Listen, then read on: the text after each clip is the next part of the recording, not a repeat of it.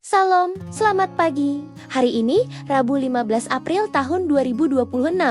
Bacaan Alkitab terdapat pada Yesaya pasal 66 ayat 6 sampai 14 dan yang kedua Efesus pasal 1 ayat 15 sampai ke 23. Ayat Nats terdapat pada 1 Raja-Raja 19 ayat 11 dan 12 berbunyi, maka Tuhan lalu angin besar dan kuat yang membelah gunung-gunung dan memecahkan bukit-bukit batu mendahului Tuhan, tetapi tidak ada Tuhan dalam angin itu. Dan sesudah angin itu datanglah gempa, tetapi tidak ada Tuhan dalam gempa itu. Dan sesudah gempa itu datanglah api, tetapi tidak ada Tuhan dalam api itu. Dan sesudah api itu datanglah bunyi angin, sepoi-sepoi basah. Dan yang kedua, Yohanes 1 ayat 8 berbunyi, tak ada yang pernah melihat Allah selain anak tunggal Bapa yang sama dengan Bapa dan erat sekali kepadanya. Dialah yang menyatakan Bapa kepada kita.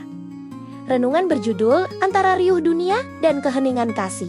Seringkali kita berpikir bahwa Tuhan hanya hadir dalam peristiwa-peristiwa spektakuler dan besar. Kita mencarinya dalam keajaiban yang memukau, kesuksesan yang gilang gemilang, atau gebrakan yang mengguncang dunia. Namun, kisah Elia dan kesaksian Yohanes memberikan kita perspektif yang menjungkir balikan ekspektasi tersebut. Dalam 1 Raja-Raja 19 ayat 11 dan 12 berlatar pada situasi Elia yang sedang berada di titik terendah dalam hidupnya. Ia lelah hati, takut, dan merasa gagal. Ia berdiri di gunung menunggu Tuhan lewat, lalu datanglah angin besar yang membelah gunung, gempa yang mengguncang bumi, api yang menghanguskan. Secara logis, kita akan berpikir, pasti itu Tuhan. Namun, Alkitab mencatat dengan tegas, Tuhan tidak ada di sana. Tuhan tidak memilih kekuatan yang menghancurkan atau tontonan spektakuler untuk menyatakan kehadirannya kepada Elia yang sedang hancur hati. Tuhan justru hadir dalam bunyi angin sepoi-sepoi basah suara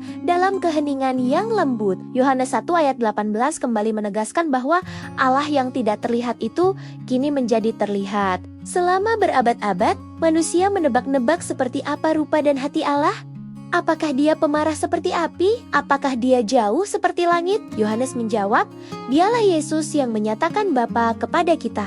Yesus adalah terjemahan Allah ke dalam bahasa manusia. Jika kita ingin tahu bagaimana perasaan Allah terhadap orang berdosa, lihatlah Yesus saat mengampuni. Jika kita ingin tahu apakah Allah peduli pada derita kita, lihatlah Yesus yang menangis di makam Lazarus. Kadang kita terlalu sibuk mencari Tuhan dalam gempa, masalah, atau api ambisi kita, sampai kita lupa bahwa Dia seringkali menunggu kita di ruang tenang batin kita, berbisik lembut untuk memulihkan jiwa yang letih. Kita tahu betul bahwa Tuhan tidak butuh panggung besar untuk menyentuh hidup manusia. Dia hadir dalam doa sederhana saat kita jujur mengakui kelelahan batin. Ingatlah bahwa Tuhan tidak selalu datang untuk mengguncang atau bahkan menghancurkan. Dia datang hanya untuk menenangkan hati dan jiwa yang terguncang.